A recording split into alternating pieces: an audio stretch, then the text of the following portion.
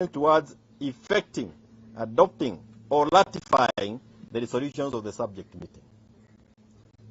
So I was wondering, what were the police officers doing here?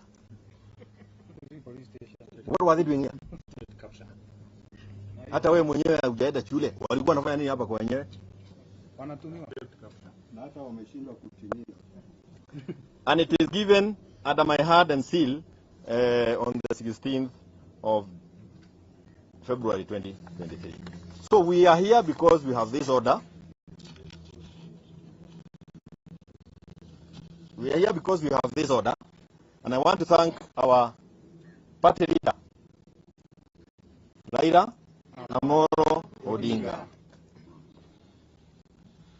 We in Jubilee, watch at the Jubilee led, the wing led by William Ruto, the rebellious, the function led by Iyo,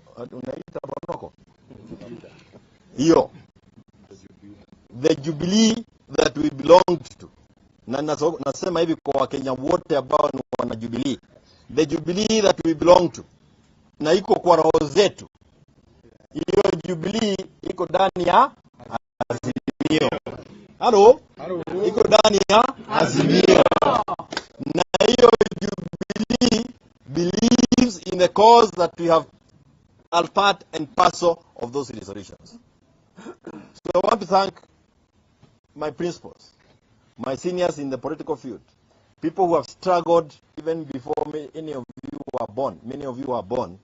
They have decided that it is important to come and be with us, members of Jubilee, as we demonstrate how the law is supposed to be followed. Of course, we also wanted to know where these new offices, where our new offices are, and they are here. And I want to ask Baba to come and guide us through. We receive him. He makes his statement on our behalf. And we want to really thank you, Jeremiah. We are unfortunate under these circumstances, when these new premises are invaded by usurpers of power, those who pretend to be representing the people. But we, as you can see, are here. The Honorable Martha Karua, Stephen Kalonzo Musyoka, Eugene Wamalwa, and other members of Azimio. We've come to the headquarters of one of our sister parties to show solidarity with members of the Jubilee Party, led by the former President, Honorable Uhuru Muigai Kenyatta. We have a statement that we want to communicate to the people of Kenya. And I'm going to go ahead and read this statement. We are here to make some quick but extremely important pronouncements on the state of the country, the ongoing actions by the Kenya Kwanza administration, and our plans as Azimio la Umoja One Kenya Coalition Party. First, we want to ask the people of Kenya to wake up. Wake up to the fact that the country is in serious trouble, and there is no reason whatsoever for anyone to imagine that things will get better. Kenyans need to wake up to this sad state of affairs. Everything we ever fought for and won is threatened. Kenya Kwanza administration has launched an all-out assault on our hard-won multi-party democracy. There's an all-out push by the Kenya Kwanza regime to kill other parties, buy and co-opt members of parliament into its ranks, and intimidate and bully all those that resist the administration's illegal, unconstitutional, and anti-democratic maneuvers. We have never seen this kind of spirited and swift assault on our democracy since the return of multi-party partyism in 1992. To add insult to injury, the assault on our democracy is being financed by taxpayers' money at a time Kenyans need those monies for life and death matters like hunger and education. Kenyans must wake up to this reality. You have noted the continued deterioration of the living conditions of the people of Kenya. At no time in our recent history have our people lived through so much hunger, desperation, frustration, and anger, while the government focuses on politics of survival and revenge. Drought and famine are ravaging people and livestock across the country. Even our treasured wildlife are dying in their hundreds. The prices of goods are at an all-time high. People are crying for basics like water, food, and medicine. Pastoralists are asking for hay. They want their dying livestock to be purchased by the government so that they don't lose everything to drought. But Kenya Kwanza is neither listening nor getting it. More importantly, children are dropping out of school or failing to take up places in Form 1 because of school fees. We know no time in our recent history when there have been so many reports of qualified candidates appealing for help with fees or failing to take up their places in Form 1. By the regime's own admission, up to 30% of pupils have failed to take up their places in Form 1. That is a monumental failure of the government. That is a monumental national shame. Yet the monies that went into subsidizing secondary education and the cost of basic commodities were withdrawn by the Kenya Kwanza regime and are being channeled at buying political support and killing democracy in the country. It has never happened to this country in recent years. The rule of law and constitutionalism are under serious threat.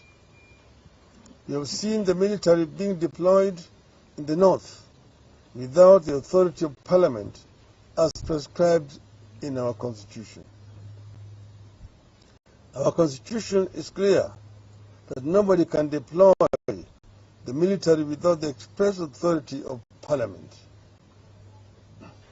That deployment, taken together with the crackdown on real and imaginary enemies of the regime, including former officials of the Jubilee government, like Dr. Fred Matiang'i, should be of concern to every Kenyan. We are courting disaster. We are feeding a monster from which, in due course, no one will be safe, not even those currently cheering it. We are witnessing an extremely dangerous trend where investigators and prosecutors have merged in our country. When investigators and prosecutors merge, Kenyans should be very afraid because there can never be justice under such circumstances. We are calling out the Director of Public Prosecutions. Mr. Nurdin Haji's conduct is unbecoming. He has become a huge threat to justice, the rule of law, accountability, and good governance in the country. Haji must shape up or be shipped out.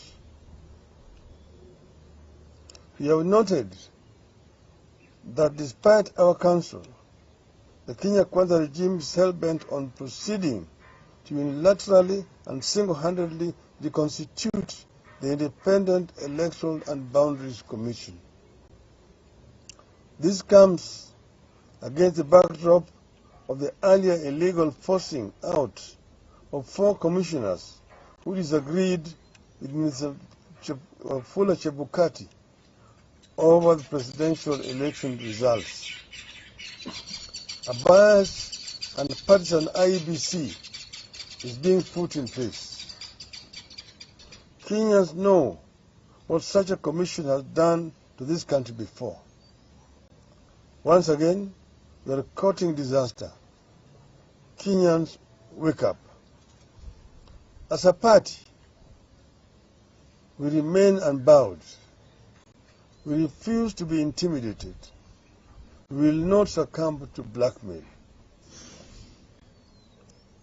The threat to our democracy, the regime's don't care attitude to suffering of our people, the attacks on the rule of law and constitutionalism, and the push to silence critical voices at a time the country needs them, are our reason to push back. To this end, our People's Barazas shall continue. We confirm that we will hold Baraza in Kisii tomorrow.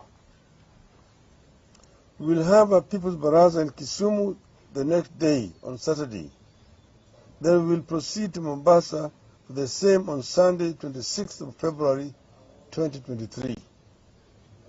In between, we will hold interdenominational prayers at the Jivanji Gardens on Wednesday, 22nd February, 2023.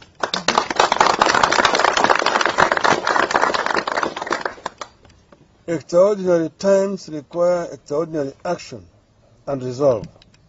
We live in those times, and we are prepared to act accordingly.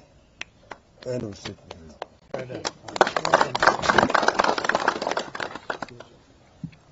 Yale tumesema kwa Kimombo imeleweka, naweza tu kuongeza kwa Kiswahili. Ati sisi kama wanaazimio tumehuzunishwa sana na hatua ambayo ilichukuliwa na wale wengine ambao walikuwa wanajifanya kama majangili kuja kuvamia kikao kikuu cha chama cha Jubilee hapa. Eti wanahidhini. Bahati vizuri ile tribunal ya vyama imesikiza pendekezo ambayo imepelekwa na viongozi wa chama cha Jubilee, na wakatoa amri ya kwamba Jubilee iendelee. Na kwa hivyo tumekuja hapa tumesindikisha katibu mkuu wa chama cha Jubilee, Mheshimiwa Jeremiah Kioni. Yes. Kuingia hapa. Tumeona vitisho ambayo inatoka kwa serikali ya haramu ya Bwana Ruto na vibaraka vyake.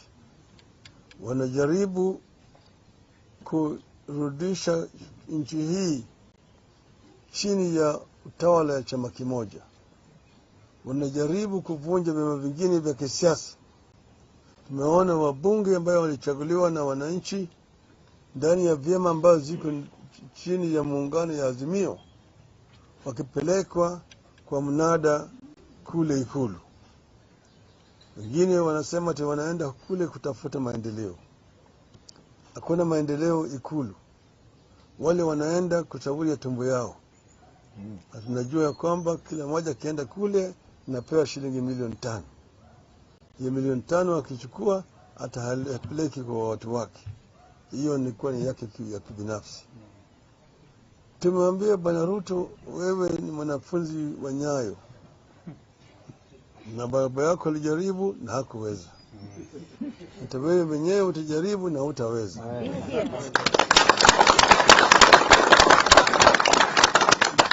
Wakenya wako macho. Wakenya wanajua tumetoka wapi, tuko wapi na tunaelekea wapi. Wakenya hawezi kukubali kurudishwa katika utawala ya kimabavu ya chama kimoja. Hii demokrasia Wakenya walikufia, na Wakenya bado wako tayari kumwaga damu kulinda hii demokrasia. Tumesema wametumia jeshi kule kaskazini mwa nchi yetu bila idhini ya bunge. na hiyo vile vile inakiuka katiba letu.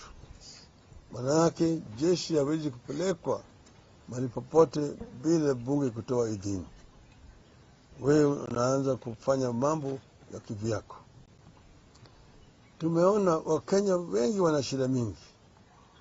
Kwa upande ya kiuchumi, hali ni mbaya zaidi kwa Wakenya. Kuna watoto wengi ambao walifuzu kwenda kwa shule lakini hawana karo ya shule. Wengi watoto wako nyumbani. Wengine wanalala njaa, hakuna chakula. Wengine hawezi kupata matibabu. Wengine wanataka matibabu, dawa yenyewe ndio hakuna. Ulimaona wafugaji wako na shida mingi zaidi kwa mfugo zao. Mfugo zinakufa.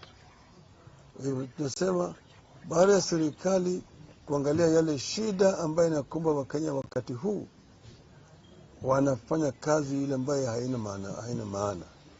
Kazi ambayo haina maana hata kidogo. Tumeona vile vile wanataka kuunda tume ya uchaguzi kivyao. Wanataka kuweka tume ya uchaguzi ambayo itakuwa inafanya kazi yao vile Chebukati na wenzake walifanya. Wale wanachama wa tume ya uchaguzi 4 ambao walisimamia uhaki wakasema yale matokeo ambayo bwana Chebukati alikuwa anatangaza ni bandia, wamepelekwa nyumbani, wengine wanashtakiwa. Wale ambao walikuwa nasema ukweli wamepelekwa nje. Na nyinyi nyote mnajua mfishwaji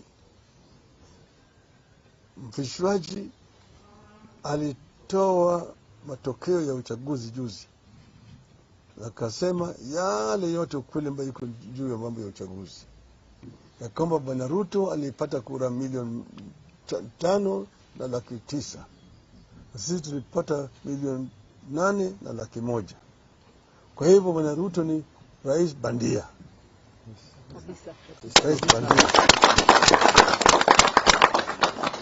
Amekaa kule Ikulu bila idhini na sauti ya Wakenya. Tumesema sisi tutaendelea na mikutano zetu ya kuongea na Wakenya. Tutazidi kuongea na Wakenya, tujadiliane na hao ili tujue mwelekeo. Kesho tutaenda kule Kisii County. Tutatoka kule upande ya Keroka, tutaingia Keumbu, mwisho tutaingia Kisii mjini na kuongea na Bagusi siku ya kesho. Kesho kutwa tutakuwa kule Kisumu, UK. Tutaongea na wakaaji wa Kisumu vile vile juu ya mambo ambayo yanaelekea katika taifa letu na maoni yao.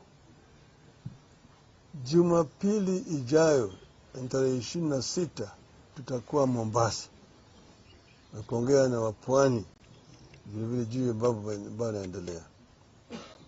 Lakini siku ya Jumatano ijayo tutakwenda hapa Nairobi katika ile uwanja wa Jivanji hapo Nairobi kwenda kuomba. Tutakuwa na maombi na Wakenya wote siku hiyo. Juzi tumeona siku ile ya wapenzi, bwana Ruto alipeleka watu kule Nyayo Stadium kuomba. Sasa sisi tunasema tutakwenda kuomba kwa Wakenya juu ya mambo ya shida ambayo inakumba nchi yetu wakati huu, na vile vile kuomba Mungu atuongoze kwa mwelekeo ili Kenya iweze kutoka katika hali hii, tuende kuvuka, tuingie hali nyingine ambayo tutapata afueni. Kwa sababu ya maombi ya siku hiyo ya Jumatano. Siku hiyo ya Jumatano. Hii ni tofauti na yale maombi ambayo walifanya kule Nyayo Stadium. Sisi tunauliza wafuasi wetu wote wa Kenya siku hiyo wafike kule. Itakuwa ni maombi ya dhehebu zote na dini zote, interdenominational, Wakristo, Waislamu, Wahindu, wale wa dini ya kienyeji, wote siku hiyo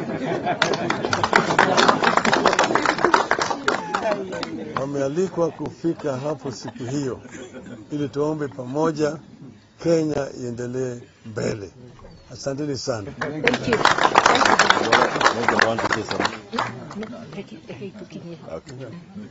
Asanteni sana. Thank you so much.